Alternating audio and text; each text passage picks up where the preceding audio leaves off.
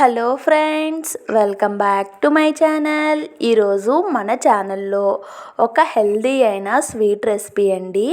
కేవలం కప్పు సూజీ రవ్వతో సాఫ్ట్గా నోట్లో వెన్నలా కరిగిపోయే ఈ రవ్వ లడ్డూని ఒక్కసారి ట్రై చేయండి. చాలా బాగుంటుందండి, ట్రస్ట్ మీ. ఈ రవ్వ లడ్డు రెసిపీని మీరు యూట్యూబ్లో ఎక్కడ చూసుండరండి. చాలా డిఫరెంట్గా కొత్త పద్ధతిలో ఈ రవ్వ లడ్డూనైతే చేశానండి. ఫుల్ వీడియోని స్కిప్ చేయకుండా చూడండి, మీకు పూర్తిగా అర్థమవుతుంది. దానికోసం నేను ఇక్కడ ఒక మిక్సీ జార్ తీసుకొని ముందుగా వేయించి పొట్టు తీసుకున్న 1/2 కప్పు పల్లీలను వేసుకున్నాను. అలానే 1/2 కప్ వరకు పుట్నాల పప్పు వేసుకున్నానండి. ఇందులోనే మంచి ఫ్లేవర్ కోసం ఒక 3 యాలకులు కూడా వేసుకొని మూత పట్టి మిక్సీ పట్టుకున్నానండి. చూడండి, ఆఫ్ ఆన్ మోడ్లో పెట్టుకున్నాను అనమాట. మరీ మెత్తటి పౌడర్లా కాకుండాను అక్కడక్కడ వేపిన శనగపప్పు ఇంకా పల్లీలు తగిలేలాగైతే నేను మిక్సీ పట్టానండి. ఇప్పుడు అదే మిక్సీ జార్ని క్లీన్ చేసుకొని తీసుకొని ఒక 1/2 కప్ వరకు పచ్చి కొబ్బరిని అయితే వేసుకున్నానండి. ఈ కొబ్బరిని కూడా మనం కొబ్బరి కూర అయితే ప్రిపేర్ చేసుకోవాలి. చూడండి, ఇలా కొబ్బరి కూరను కూడా ప్రిపేర్ చేసుకున్నాను. ఇప్పుడు స్టవ్ వెలిగించి ఒక పాన్ పెట్టుకుంటున్నానండి. మనం బెల్లం పాకాన్ని అయితే ప్రిపేర్ చేసుకోవాలి. ఇక్కడ బెల్లం ఎటువంటి పాకం రావాల్సిన పని అయితే ఉండదండి. బెల్లం మొత్తం కరిగిపోతే సరిపోతుంది. 1 కప్పు బెల్లానికి 2 కప్పుల వాటర్ అయితే వేసుకోవాలి. 2 కప్పుల వాటర్ వేసుకొని బెల్లం మొత్తాన్ని కరిగించుకోవాలి.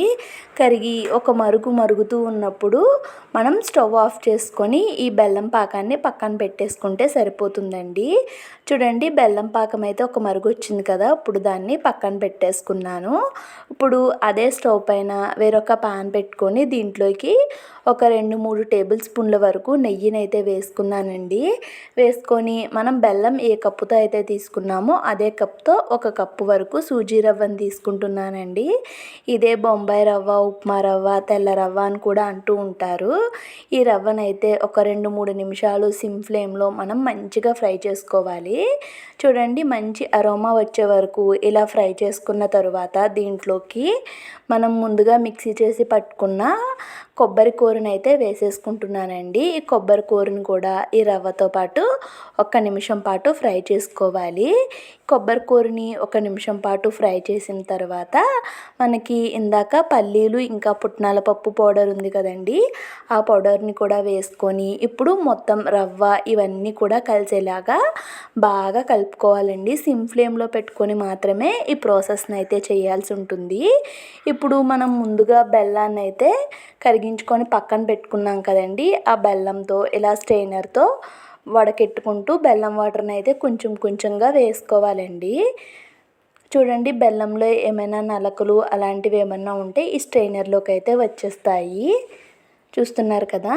ఇప్పుడు ఈ బెల్లం వాటర్లో ఈ రవ్వ ఇంకా మనం వేసుకున్న ఈ పొడులు కూడా కలిసి ఉడికేలాగా ఉడికించుకోవాలండి. కరెక్ట్గా మెజర్మెంటు 1 కప్పు రవ్వకి 1 కప్పు బెల్లం, 2 కప్పుల నీళ్లు వేసుకుంటే పర్ఫెక్ట్గా సరిపోతుందండి. చూడండి, ఇది మనకి గట్టిగా కన్సిస్టెన్సీలో వచ్చేలాగా మనం దీన్ని ఉడికించుకోవాలి. చూడండి, ఒక 2-3 నిమిషాలు ఉడికించేసరికి మనకి ప్యాన్ నుంచి సపరేట్ అయిపోతుంది కదా. ఇప్పుడైతే దీన్ని స్టవ్ ఆఫ్ చేసి ఒక 4-5 నిమిషాల పాటు చల్లార్చుకోవాలండి. మనం చెయ్యి పెట్టే వేడి ఉన్నంత వరకు చల్లార్చుకోవాలి. ఒక 3-4 నిమిషాల్లో నాకు ఇదైతే చల్లారిపోయిందండి. దీన్ని ఇప్పుడు చిన్న చిన్న ఉండల్లా తీసుకొని మనం రవ్వ ఉండలు ఎలా అయితే ప్రిపేర్ చేసుకుంటామో అలానే ఉండల్లా అయితే చేసేసుకోవాలండి. చూడండి, ఈ విధంగా సాఫ్ట్గా ఉండల్లా చేసుకుంటున్నాను. ఒకవేళ మీకు ఉండల్లా వద్దు అనుకుంటే ప్యాటీస్లా అయినా చేసుకోవచ్చండి. నేనైతే రవ్వ లడ్డు టైప్లో చేస్తున్నాను కాబట్టి ఇలా ఉండలా చేసుకుంటున్నాను. చూడండి, ఇక్కడ ఇదే ప్రాసెస్లో మీకు ఇంకొకటి కూడా చేసి చూపిస్తున్నాను. ఈ రెసిపీలో మనం కొంచెం కూడా ఆయిల్ అయితే యూజ్ చేయలేదండి. ఒకవేళ మీకు వండ చేయడానికి వీలు అవ్వట్లేదు అనుకుంటే చేతికి నెయ్యిని అయితే అప్లై చేసుకోండి. ఇక్కడ ఇదే ప్రాసెస్లో మొత్తం రవ్వ ఉండలన్నిటిని కూడా ప్రిపేర్ చేసుకున్నానండి. చాలా బాగా వచ్చాయి కదా. ఇప్పుడు ఇంకొక చిన్న ప్రాసెస్ అయితే ఉందండి. ఇలా వెడల్పుగా ఉన్న ఒక గిన్నెనైతే తీసుకున్నాను. దీంట్లోకి ఒక చెంబుతో ఒక చెంబుడు వాటర్ అయితే వేసుకున్నానండి. వాటర్ వేసుకున్న తర్వాత ఇలా 1 కప్ అయితే పెట్టుకున్నాను. కప్పు పెట్టుకున్న తర్వాత మనం ముందుగా ప్రిపేర్ చేసుకున్న రవ్వ ఉండల ప్లేట్ని అయితే దీంట్లో పెట్టుకొని మూత పెట్టి ఆవిరికి ఒక 3 నిమిషాలు అయితే ఉడికించుకోవాలండి. ఒకవేళ మీ దగ్గర ఇడ్లీ పాత్ర ఉంటే ఇడ్లీ పాత్రలో అయినా కూడా ఈ ప్రాసెస్ని చేసుకోవచ్చు. హై ఫ్లేమ్లో పెట్టి కేవలం 3 నిమిషాలు ఉడికించుకుంటే సరిపోతుందండి.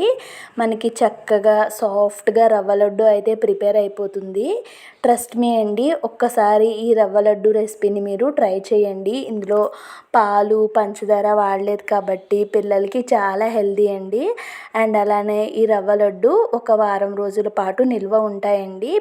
పిల్లలకి స్నాక్స్ బాక్స్లో 1, 2 వేసిస్తే వాళ్ళు ఇష్టంగా తినేసి బాక్స్ ఖాళీ చేసి తెస్తారండి.